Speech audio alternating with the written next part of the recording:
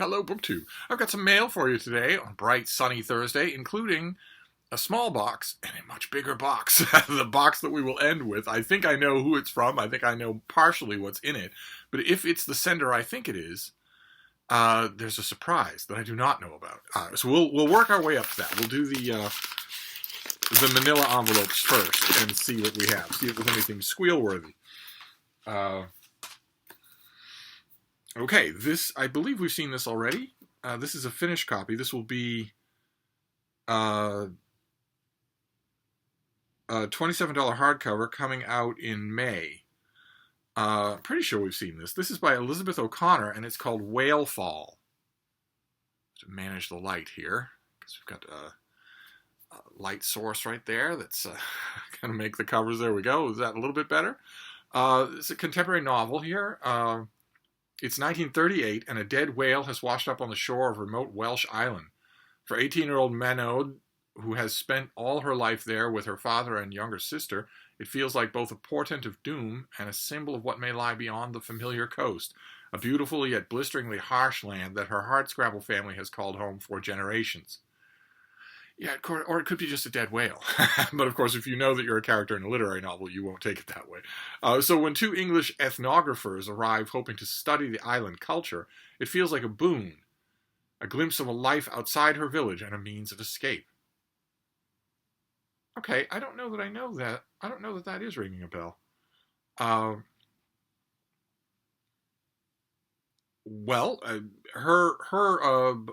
author bio is not listing any novels, so it could be this is her debut. You'd think that they would trumpet that. Oh, this is her debut. Great. Okay, Whale Fall, coming out in May. Contemporary fiction, still by far the most thing that I get. So I'm always beating the drums for nonfiction. Oh, great. Okay, speaking of nonfiction, do you have a sheet? Is nobody sending me sheets anymore? This is nonfiction and naval nonfiction, so right up my alley. This is by Eric J. Dolan, who a lot of you will know. He's terrific. A reliably good historian. And this is Left for Dead, Shipwreck, Treachery, and Survival at the Edge of the World. Look at that there, huh? We'll just read the back here. This is a true story of 5 castaways abandoned on the Falkland Islands during the War of 1812. This book tells the story of a wild encounter between an American sealing vessel, a shipwrecked British brig, and a British warship in the Falkland Islands during the War of 1812. Fraught with misunderstandings and mistrust, the incident left 3 British sailors and 2 Americans, including the captain of the sealers, alone on the Falklands for 18 months. A tale of intriguing complexity with surprising twists and turns throughout, involving greed, lying, bullying, a hostile takeover, stellar leadership, ingenuity, severe privation, endurance, banishment, and the great value of a dog. The birth of a baby, a rescue mission, legal battles. Wonderful. Oh, this sounds just great. This is exactly the sort of thing this author does wonderful. So, great. All right. Naval nonfiction coming in, did I say? May. Another May book. I'll move on to this next one here. Put you aside so you don't... Am I going to get any kind of paperwork with you? Oh, well, okay. All right, great. Boy, though, still no paperwork. All right, this is the finished copy of Mary Dearborn's new biography of Carson McCullers, which I have as an ebook. And I had the advance copy. Let's see here. I don't have any paperwork on this again, so and it has the dreaded decal edges. I can't really make that out in this lighting, but let's just read from the dust jacket as though I were haunting you at a bookstore. V.S. Pritchard called her a genius. Okay, all right. Okay, sorry to victimize right away, but the dust jacket puts a genius in quotes. Like you can't be one if Pritchard doesn't say you are. It's just an ordinary term. He called her a genius. He didn't say she was a genius. It's no reason to put that in quotes. Gore Vidal, a, quote, beloved novelist of singular brilliance. Of all the Southern writers, she is the most apt to endure. And Tennessee Williams proclaimed the only real writer of the South has ever turned out was Carson. Okay, I would say that all 3 of those judgments are wrong. Carson McCullers' dreamlike lyrical novels, short stories, and plays capture an essence of loneliness and belonging, and the power of loving that forged and came to define Southern Gothic writing and placed her in the 20th century pantheon with such masters as Hemingway, Faulkner, Willa Cather, and Ralph Ellison.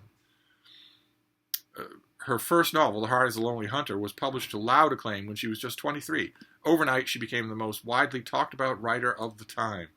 Now, in the first major biography in almost 50 years, Mary Dearborn draws from newly released journals, letters, and manuscripts, including transcripts of her psychiatric sessions with her doctor, later her lover, to piece together a comprehensive and illuminating portrait of this large, complicated, passionate life. Okay, well, I've already read this. I must say this large, passionate, complicated life does not interest me at all. It seems to me to be entirely about smoking. But, and again, maybe I would feel different if I liked her fiction, and I don't. I don't typically do that. But it doesn't matter anyway, because Hannah from Hannah's Books will be reviewing this for Open Letters Review, not me. So, but there you go. Now you know this book is out in your bookstore. I think this came out a couple of days ago. What's this, Thursday? Yes, I think this came out on this Tuesday. So this is out in your bookstores now. If, as I imagine is true, a number of you are far more fond of Carson McCullers' writing than I am. Now you know that it's out in bookstores. Then we'll do this next one. It's another finished copy. Great big thing. Good. Excellent. Oh, fantastic. Okay. Fantastic. This is Basic Books continuing their unbelievable streak of terrific work. This is something we've already seen. This is the finished copy of The Age of Revolutions by Nathan Pearl Rosenthal. And the generations who made it. So this is a big, fat Basic Books history that comes out in late February. So this is out already. This hardcover's out already in your bookstores. At the turn of the 19th century, two waves of revolutions swept the Atlantic world, disrupting the social order and ushering in a new democratic republican experiment whose effects rippled across continents and centuries. The first wave of revolutions in the late 1700s, which included the much-celebrated American and French revolutions and the revolt against slavery in Haiti, succeeded in disrupting existing political structures. But it wasn't until the second wave of revolutionaries came to maturity in the early 1800s, imbued with the passion for social mobility and a knack for political organizing, that these new forms of political life took durable shape, from the states of independent Haiti and Spanish America to the post-revolutionary governments that arose during and after Napoleon's long reign over early 19th century Europe. Okay, well, this is a perfect kick in the pants because I haven't read this yet. I've had the advance copy sitting on the shelf, and here it is March already almost, and I haven't read it. So this will go on the pile for tonight. I might look at the Carson McCullers biography again tonight, but I don't know, maybe not. But this thing definitely. And then we have the smaller of the two boxes. This is from W.W. Norton, my favorite non-Penguin publisher. Let's see what this is. A finished copy of some kind? Oh, good. Okay. Great. We saw this already as well. So a lot of this will be familiar, but not every one of you is memorizing every book review. This comes out, I believe this is also a February release. This is going to be another kick in the pants. Oh, no, this is early April. And this is by David Van Raybroek, and it is Revolusi, Indonesia and the Birth of the Modern World. Oh, good Lord. Okay, all right, there's a Heidegger dissertation as a description. We're not going to go through all of this. Indonesia's successful war of independence is the subject. In this book, the author traces the centuries-old roots of Indonesian independence, its costly struggle for freedom in the aftermath of World War II, and the lasting impact that the Revolusi had on the global conflict against colonialism. The first nation after World War II to proudly proclaim independence from its colonial rulers, Indonesia's path to self-determination became the template for anti-colonial efforts around the world and continues to inform our contemporary reckoning with the long tale of empire. So this is another long work of history that, geez, this is bad. This is really bad. I haven't got to this yet. I haven't even looked at the advanced copy. This is inexcusable because it's right there on the shelf and it's for this month. This thing I still have time with this. I can still put it off a little.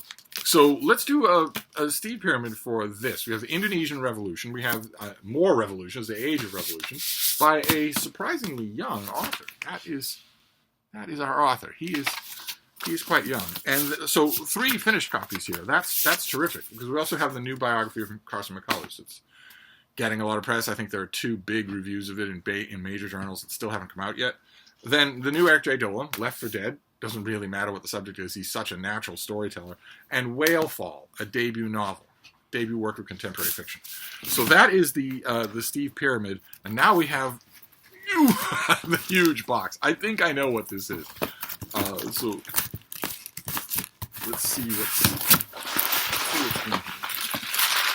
We've got bubble wrap. Yes, hi baby. Oh, Frida is very interested in what's going on here. Yes. Okay, great. All right. We have some stuff to talk about here. The first thing that's in here is the Horror Tube anthology from some booktubers that you know, Served Cold. And the sender sent me Sharpies in various colors to sign the book and send it back, because I have a short story in here, The Cold Traps. Only the second piece of fiction published under my own name that exists in the world. It's a weird thing. The sender just wanted it. So I will do that. It'd be a little painful. Sharpie is a tainted brand in America, but I'll do what I can. And then the main event here, this is amazing, is from Ollie's. The main event is from a chain discount store called Ollie's. I don't have any access to Ollie's, which just breaks my heart, because I was introduced to them through Mark Richardson. The Bean and I were up in Vermont, and he took us to an Ollie's, and it's an amazing place. I would go every week if I had access to it, but it's one of those outlet things out on the edge of town where you need a car to go. And they have, well, I'm not telling you anything you don't already know, because you probably have an Ollie's and probably faithfully shop there. Here, baby, let's get this out. This is fatally interesting, the Bean. Let's get that out of there. You probably have an Ollie's of your own and probably love it. I would definitely love mine if I had one and could get there. And in addition to everything else, they also have remainders. Lots and lots, an active remainder section, lots and lots of turnover. I had a conversation with a young kid who worked at the Ollie's that we went to up in Vermont, and he talked about how they don't have any idea what's going to come off the truck every day. No idea at all what might be amazing or new. I wish those of you who have Ollie's, I wish you would patrol the remainder section for me, take pictures, especially the hardcover and paperback comic book volumes, the collected volumes and whatnot. Mark Richardson has some amazing finds at his Ollie's. I'm sure I would too. I've had finds in their comic book section too. If I went regularly, I'm sure I'd have more. But the sender of this box, this huge box, saw that at his local Ollie's there was a stack of the UK hardcover of The Mirror and the Light by Hilary Mantel for $1. The thing about Ollie's is nothing is expensive there. This is just a lovely volume. It has the cloth bookmark and the sort of very memorable, surreal UK artwork there. So he got me 3 of these. He got me 3 copies of the UK Mirror and the Light, with the specific idea that I might transform this into an actual giveaway. Because The Mirror and the Light is the next choice for the Steve Tiberius Donoghue Book Club on this channel. We're reading the Mirror and the Light for March. And I think I want to do that. So I want to do that for this channel. I'll make a separate video about it when we're in March and I'm talking about The Mirror and the Light. I'll make a separate video. But now I have these 3. I will prize the Ollie's price tag off each one of these. And then I will have 3 hardcovers to send out for a giveaway. That is lots of fun. I'll make a video about that tomorrow when March starts. But the sender also told me that he was sending an extra thing that he wasn't going to tell me about. And he made a point of telling me that it was not Mega Stuff Oreos, even though that is the extra thing that I dearly love. And I see now what they are. These are York peppermint patties. These are snowflake York peppermint patties that the Bean is very interested in here. Baby, you would not like this at all. I don't think I've ever had a snowflake York peppermint patty. I've had peppermint patties before and loved them. But I don't know that I've ever had that, so that will be wonderful. So that is a huge amount of gratitude here. I will gladly sign Served Cold and send it back the next time I go to a post office. And now I have these 3 copies here for a giveaway. So that is an epic finish to the mail. That is the mail for today. Wonderful fun, just wonderful. I swear I have fallen in with the right crowd here on BookTube. So I'm gonna wrap this up for now. But I'll be back. Thank you, BookTube.